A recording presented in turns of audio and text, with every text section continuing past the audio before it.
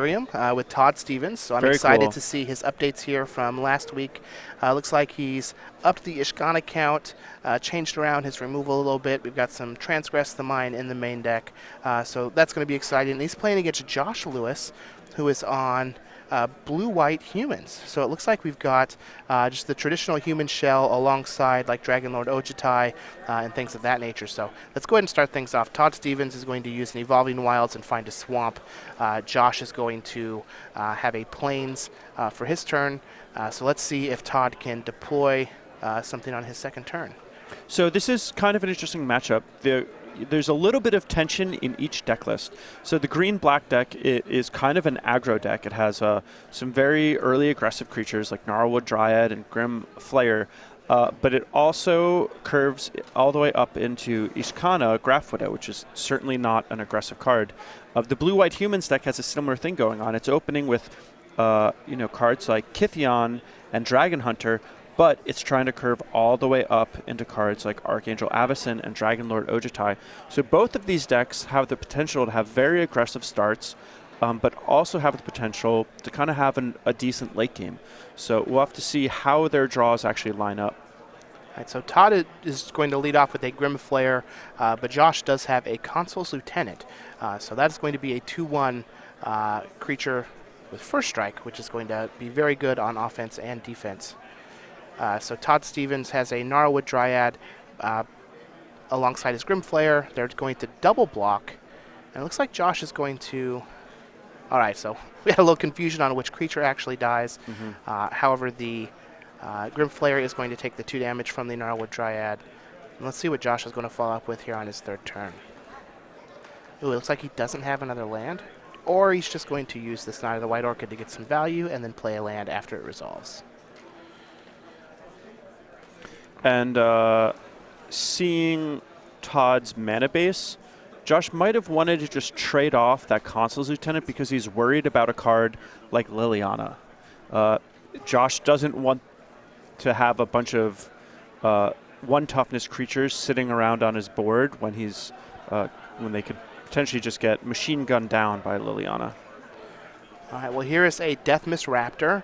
For Todd, he's going to add another tap land to the battlefield. It's going to be a creature land, Hissing Quagmire, and pass the turn back.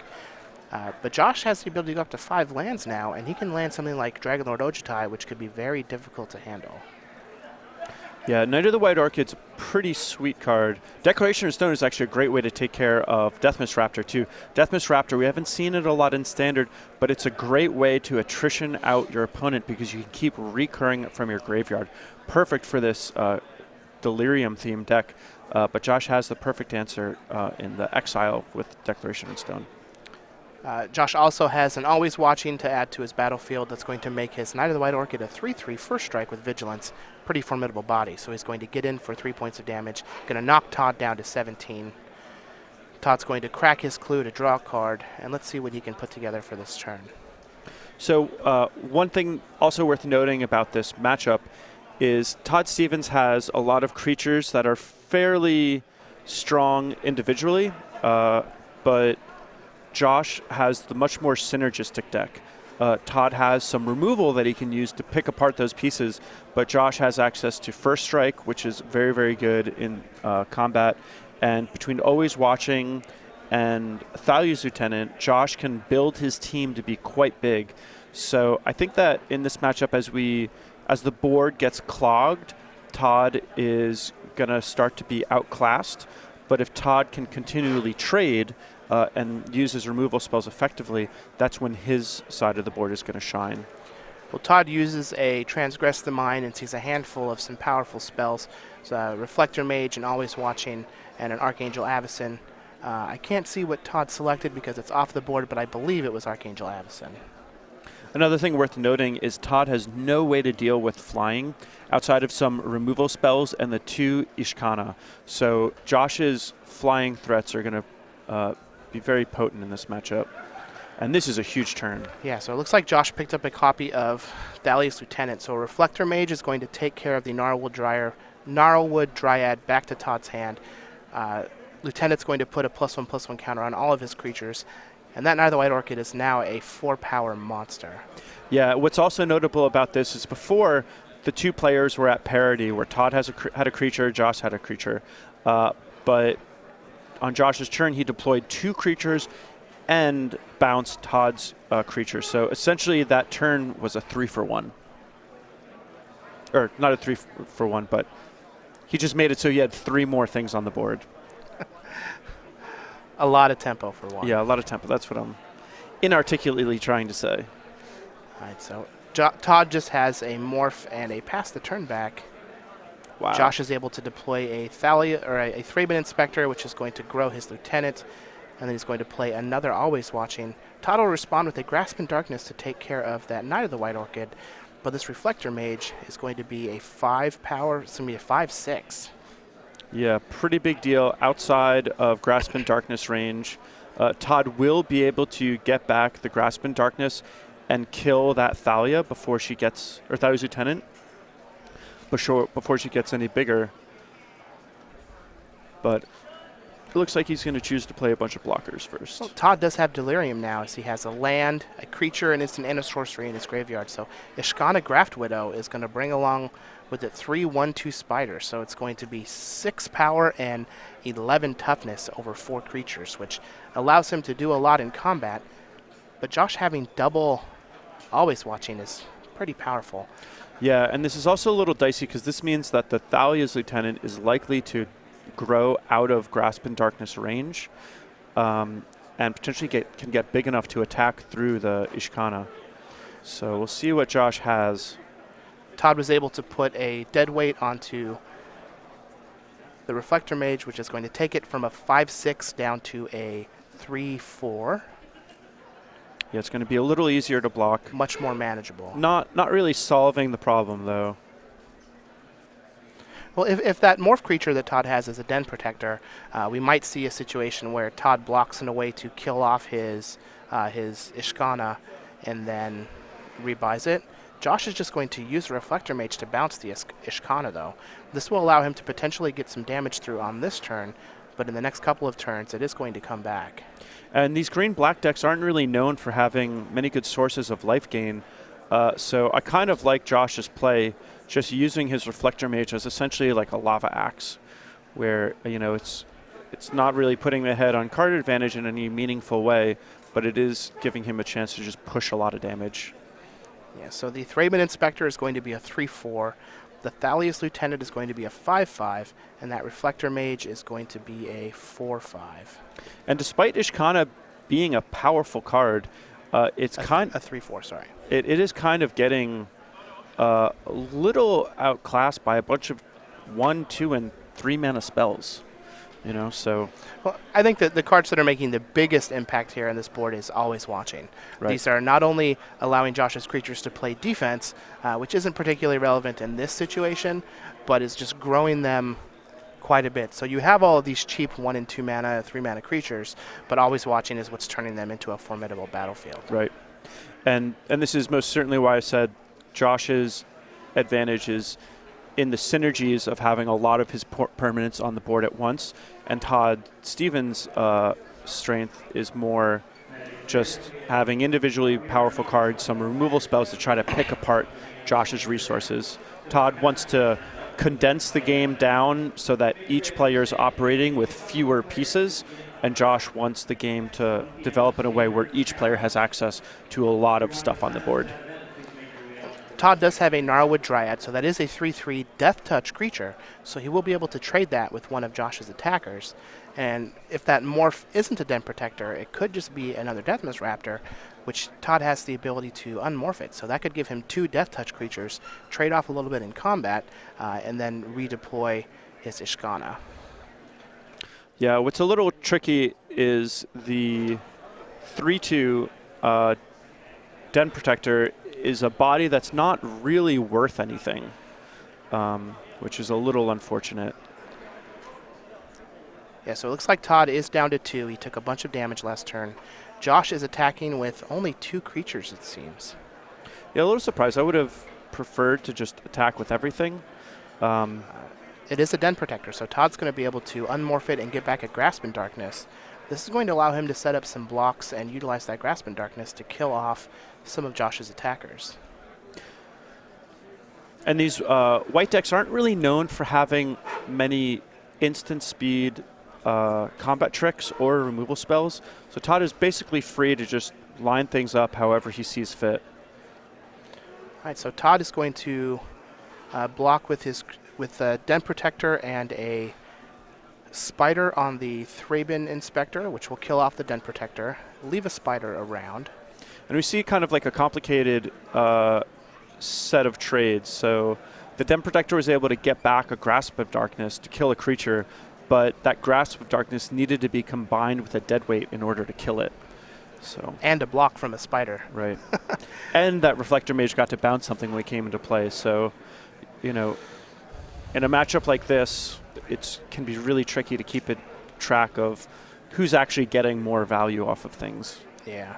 Now, Todd is able to reload with another Ishkana, or with the same Ishkana yet again, bringing some more Spiders along, and then traverse the Ulvenwald to go find another Den Protector. So if this game goes to a point where Josh isn't able to continue to put pressure on Todd, where he has to trade off these Spiders, we might just see some Ishkana activations to turn this game around. Yeah, that is most certainly true.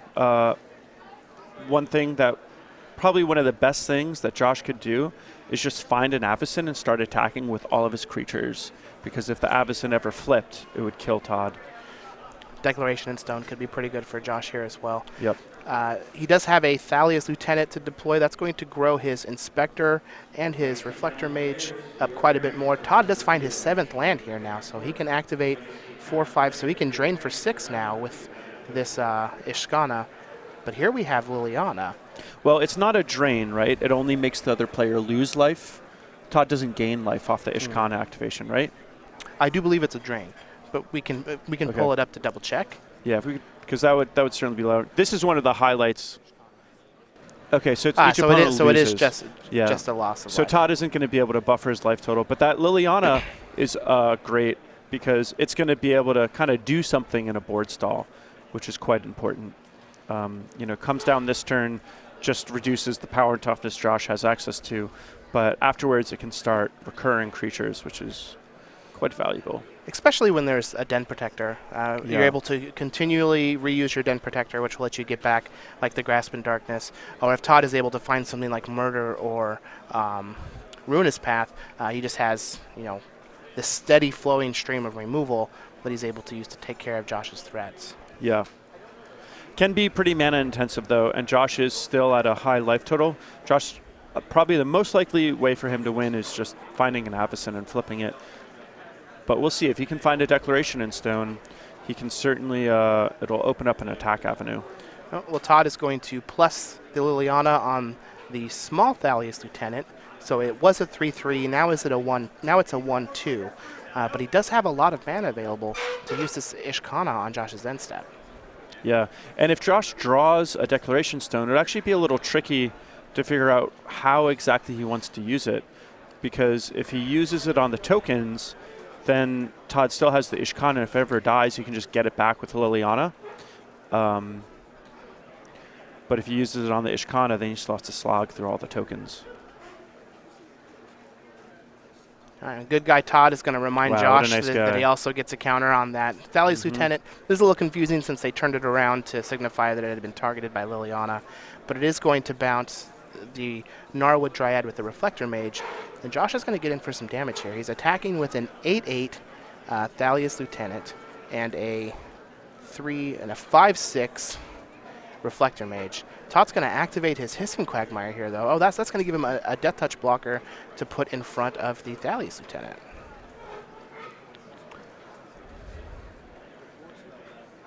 And then Ishkana and a Spider are going to block the Reflector Mage. And since Josh played a Reflector Mage pre-combat, Todd doesn't have to worry about getting blown out by something like an Avacyn. So this is a pretty nice play. And if Todd, if Josh kills the, what's her name, Ishkana, Todd can just get it back with the Liliana, which is pretty nice too. I'm a little confused why Todd also blocked the Reflector Mage with a Spider. Yeah, not 100% sure. So he blocked it with the Ishkana and a Spider. which just kills the spider. I guess it gives Josh the option to kill the Ishkana if he decides, and then he can get it back with the Liana and use it again. Maybe. Oh, it's going to put enough damage on it so that Grasp... No, he's just going to get back Traverse. All right, so Todd is going to get back a Traverse the Ulvenwald with his Den Protector. Let's see what he can put together here. He's working with a lot of sweet resources. He does. He's at very, very low life total, but he's got the ground basically locked up. He's in a good position to make trades if Josh offers them. And, so long as he can dodge an Avacyn, he's in good shape to take this game. Well, Liliana is going to plus on the Thalia's Lieutenant that has 1 counter on it. In fact, I guess it's the only Thalia's Lieutenant that's on the battlefield now. And then he's just going to pass the turn back. He's not able to redeploy that Gnarlwood Dryad this turn. He will be able to next turn. So Josh is just going to draw and pass the turn. Todd's going to make 5 damage. Make him lose 5 life with Ishkana. And another removal spell, I believe, was the draw. So here's the Gnarlwood Dryad. There's the Traverse for Todd. Maybe he'll just go get another Den Protector. Yeah, he may also just get another Ishkana just to have 1 in reserve. But a Den Protector would also certainly be a great play.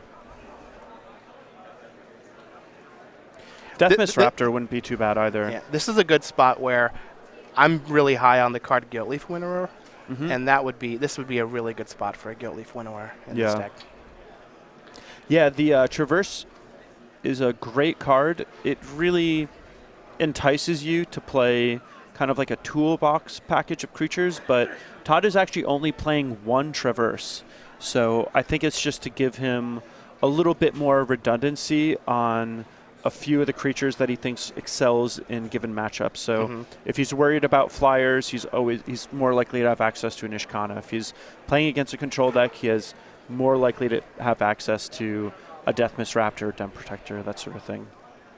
Looks like he did just get another Den Protector. He pluses Liliana again, so that Liliana is poised to ultimate here in a couple of turns. And how the ultimate works is on the beginning of your end step, you get X plus 2 zombies, where X is the number of zombies you have on the battlefield. So the first turn it gives you 2 2/2s, then you get 4 2/2s, then you get 6 2/2s, and so on and so on. All right, so there's a Declaration in Stone. Todd is going to Grasp in Darkness the spider that is targeted by Declaration in Stone to save the rest of the brood. Very heads-up nice play save by Todd. Yep. All right, he's going to draw a Deathmist Raptor, and Liliana is going to ultimate, so we're going to start churning out some zombies here. And the zombies come into play untapped? They do. Yeah, so that's nice because that'll supplement Todd's defense. And Todd can just kind of sit here and activate his Ishkana a few more times and burn Josh out of the game, maybe ending it in 1 big attack. All right, so his end step, he's going to trigger the emblem and get 2 zombies. Pass the turn back to Josh. What's also nice about this, too, is if Josh wants to win by flipping Avacyn, he's actually going to have a hard time getting his creatures to die because Todd is going to have access to chump blockers infinitely that won't actually kill what they block because Josh has those 2 always watching in play. So there is a Dragonlord Ojutai. This is going to give Josh an attacker, but Todd is just going to be able to cash in some of those 1/1s. Yeah, it will eat away his board on the ground, though. If Josh is able to find like another Declaration in Stone, things could get a little dicey for Todd. Yeah, he does just need a few more turns here because next turn he'll go up to he'll get 4 and go up to 6 zombies, and the turn after that he'll get 8 and go up to 14 zombies, and then I'm pretty sure that Josh will be dead after that. Yeah. So there are 4 zombies, going to bring him up to 6 total. You know, it'd be really good in this situation is a Tragic Arrogance. Yeah. That would just be game. Or even another Declaration is done. I believe Josh has used 2 of them so far. Well, Tragic Arrogance, you wouldn't have to worry about a potential Grasp of Darkness or some other instant speed removal spell. Yeah. And it would just end the game on the spot, whereas Declaration Stone might take a turn or two. So I don't know if we got to witness a Liliana emblem last week. This might be Star City first? This might be an SCG Live first. Nice. All right, well, Reflector Mage is going to take care of one of the spiders. I'm a little surprised that Todd didn't just drain for 4 there in response. I think he might want to hold up removal spells as an option. Yeah, I think he might have a copy of Murder in his hand. Yeah. Also, I don't believe draining for 3 or 4 is a difference on the clock. So, but Todd is running out of creatures with reach. All right, well, Ishkana is going to hit him for 3. It probably would have been good for Josh to just attack with everything, because those zombies kind of snowball. So it's kind of better to kill them earlier rather than later. So let's see here. If Todd attacks with everything here, 1, 2, 3, 4, so 5 blockers. 1, 2, 3, 4, 5. He's also so has there's the land. Yeah, and the land, so there's 11 damage we'll get through right now if Josh has nothing. I mean, I think this might be a situation where Todd just fires up that Hissing Quagmire and attacks with everything. Yeah, and this is definitely why I think Josh probably should have attacked with everything on the previous turn. Oh, he even has 2 Hissing Quagmires. Oh, wow. Flush with creature lands is Todd Stevens. Imagine Josh had the thing that made it so that non-humans didn't deal damage. Oh, wow, yeah. That would be an unbelievable combat trick here. All right, well, here comes everything. I guess he's going to leave back the spider just in case. Nope, sending him in. Yep. Get in there. Might as well. Your team needs you. 1, 2 reach spider. This is what we call the all-in. So Todd is going to be attacking with a 3/2 Den Protector, his Ishkana, a Gnarlwood Dryad that's a 3/3, 2 Hissing Quagmires, 1 spider, and 6 zombie tokens. That's a lot. Yeah, that is a lot. This Liliana emblem kind of spirals out of control a little bit faster than I expected it to. Well, there's also just a lot of other stuff. Todd kept deploying more threats to the board. There's the tokens. I'm pretty sure in another moment or so, Josh will realize that he doesn't have blocks that will let him live. Yep, and Josh is going to scoop it up. Todd Stevens is going to take game 1 here. In a pretty exciting game. Looked like he was behind in the early game, but his card advantage just kind of kept going. And Josh wasn't able to find any flying threats until it was a little bit too late. Ishkana looked really good. Let's take a look at the players. Do you see Todd just look at us and shrug? Let's go ahead and look at the player sideboards here so we can see if we can figure out how they're going to change their decks up as we head into game 2. So on Todd Stevens' side, we have 2 copies of Duress, 3 Aerial Volley, 2 Transgress the Mind, 1 Den Protector, 1 Infinite Obliteration, 2 Languish, 1 Kalitas Trader of Get, 1 Ishkana Graft Widow, 1 Dark Petition, 1 Ob Nixilis Reignited. What do you think Todd's going to bring in? I think Todd's basically going to board into a little bit of a control deck. So I would see the Transgresses coming in, the Den Protector, the Languishes, the Kalitas, the other Ishkana, the Ob Nixilis. I'm not sure if he feels like he has time for Dark Petition. But I think all of those other cards that I mentioned are going to help him pick Josh apart. No, on Josh's side, we have 3 Gideon Ally of Zendikar, 1 Dragonlord Ojutai, 3 Negate, 3 Stasis Snare, 3 Selfless Spirit, and 2 Planar Outburst. How do we think he's going to sideboard? So Josh could certainly take this a few different ways. I would prefer, if I were him, to just make it so that he has more aggression. So I like the Gideons, I like the Dragonlord Ojutai. And I think the negates and stasis snares can do some good work too. I wouldn't want to bring in Selfless Spirit because he saw Ishkana, and I don't think I would want to bring in Planar Outburst either. But he'll probably trim some of his aggressive creatures, especially cards like Consul's Lieutenant that only have 1 toughness, and I think he's just going to bring in those heavy hitters. Now, it looked like Todd was pretty good at clogging the board up. Do you think there might be some merit to bringing in Selfless Spirit and Planar Outburst to try and 1-2 punch? That's certainly like a potentially good combo. Planar Outburst is good against Ishkana. I don't think that that's the role Josh wants to play, though.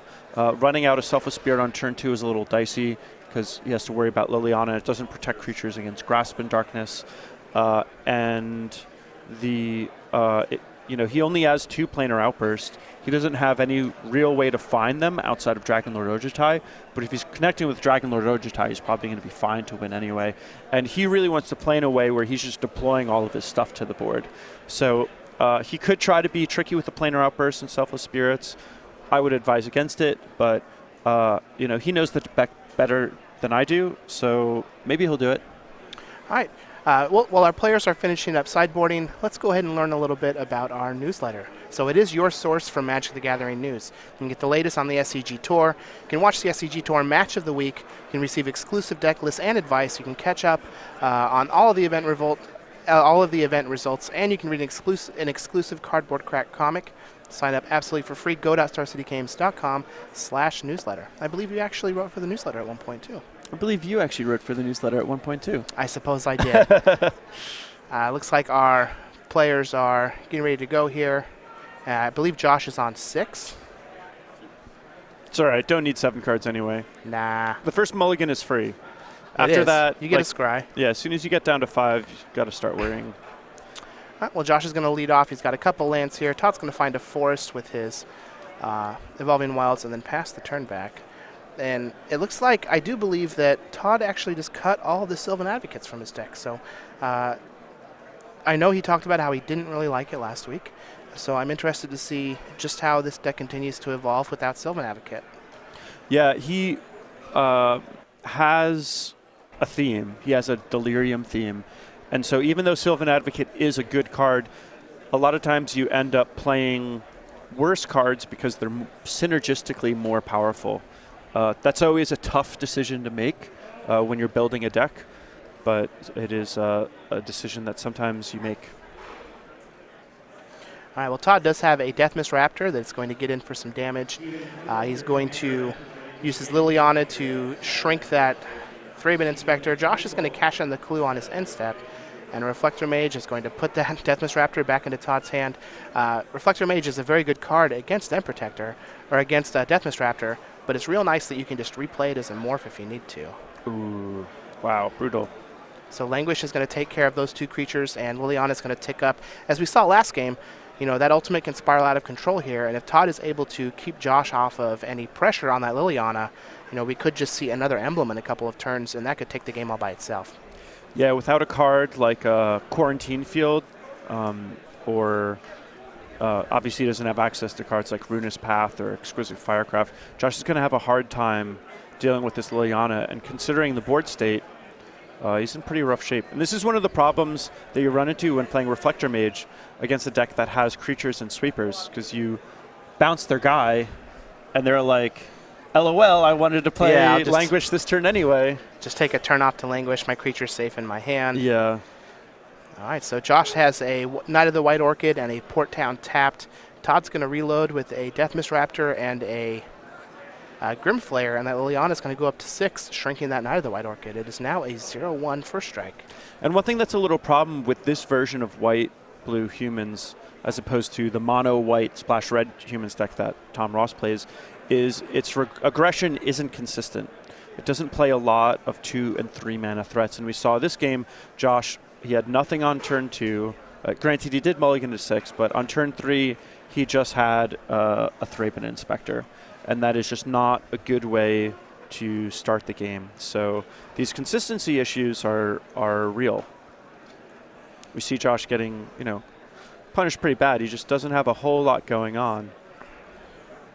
All right, well, Reflector Mage is going to take care of that Deathmist Raptor, put it back in Todd's hand. But Josh can't really attack because of Liliana being able to shrink those creatures.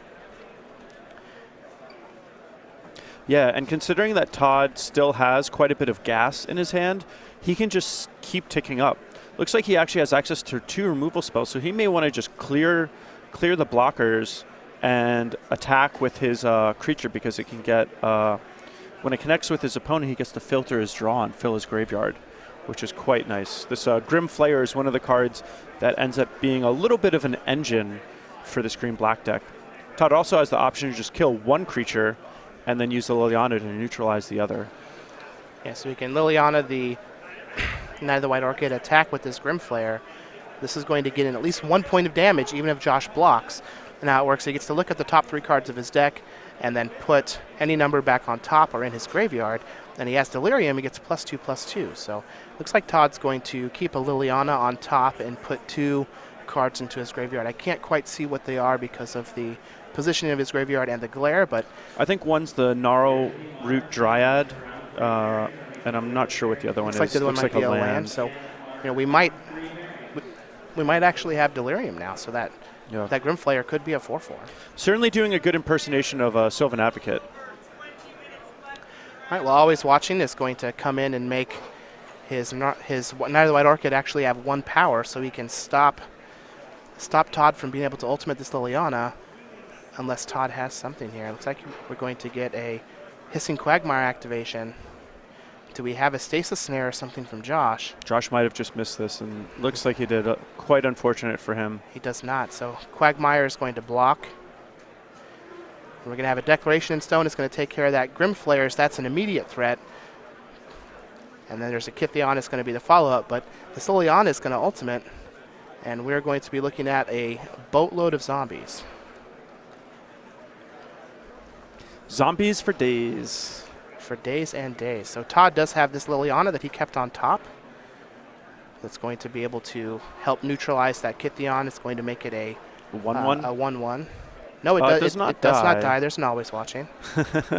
Wow, they did that so fast. It's like they heard us. But Todd is going to get 2 zombies on his end step, and we're going to see 2 games here now where Liliana is just going to be able to. The first game, Todd had a lot of other things going on, but this game has been all about protect the queen, and she is just going to make a bunch of zombies.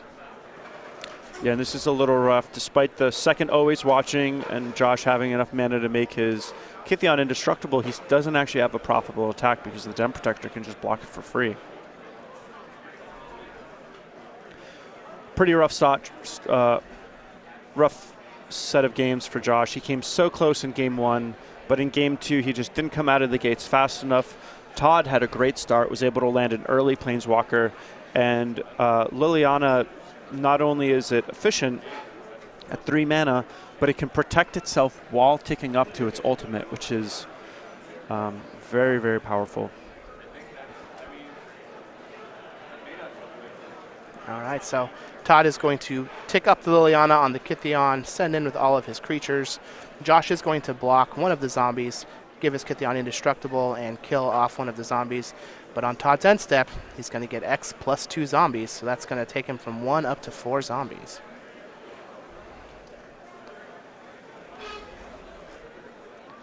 Josh is going to take his turn. Now he needs something like a Declaration in Stone here in tandem with some way to try and pressure that Liliana. Yeah, I think honestly the thing he needs is just an Ojutai. Right. Ojutai would allow him to kill the Planeswalker, pressure Todd Stevens' life total, and also give Josh more fuel so that he can deal with all these zombie tokens and just all the other stuff that Todd plays. If Josh is just drawing and casting 1 card a turn for the rest of this game, there's no way he's ever going to get any traction. He's got to get to a point where he's drawing and casting 2 spells a turn. All right. Well, Josh is going to Declaration in Stone those zombies, decline to attack with his Kytheon, and pass the turn back to Todd. He did not flip that Morph up, so it's likely a Deathmiss Raptor and not a Den Protector. But he is just going to minus his Liliana. Let's see if we can get some more action here. He's going to get back a Gnarlwood Dryad and play it, so that's going to give him some defense, as well as just a 3/3 attacker. It's not the worst thing. And he's just going to pass the turn back. Death Touch, and that's kind of nice. Not so good against the Kytheon, but it's good against other stuff. All right, well, Josh is just going to draw and pass. Todd's going to pick up another copy of Grasp in Darkness. And that can kill the Kytheon, which is kind of a big game. He may just try to save it for something more important. But I kind of like just going after it. I mean, if he kills the Kytheon, does he have lethal here? 3, 4, 5, 6, 7. Yeah, he has exactly. Well, he has 12 damage if he just kills the Kytheon. I think he's worried about something like an Archangel Avacyn. So just going to make 4 more zombies, pass the turn back to Josh. I think if he's just worried about Avacyn, the best way to do it would just be to Grasp in Darkness, the Kytheon, attack with everything. You're going to lose 1 thing to the Avacyn, and then you can plus the Liliana on the Avacyn, because Grasp in Darkness isn't going to kill the Avacyn no matter what, because the 2 always washings. Well, there is another Declaration in Stone, and Todd has a Grasp in Darkness to save the rest of his zombies. And then a second Grasp on Josh's end step to get rid of the Kytheon. Seems like this turn, Todd is very, very likely to just attack for the win. Josh Lewis is hellbent, so there's nothing really that Todd needs to play around. He's just going to activate both of his Hissing Quagmires and send his team sideways. Yeah, and this was very well done by Todd Stevens. I'm getting a little more excited about this green-black Delirium deck. I'd really like to see it pair up against Bant Company. All right, well, Todd Stevens is going to take that match, 2-0. You see there, he's currently 6th on the Player of the Year leaderboard, but number 1 in all of our hearts for those of us that are enjoying this green-black Delirium deck. Congratulations, Todd. He's going to pick up his win over Josh Lewis on white-blue humans. The deck looks sweet, but it just looks like things did not line up properly against everything that Todd brought to the table. Yeah, for sure. It seems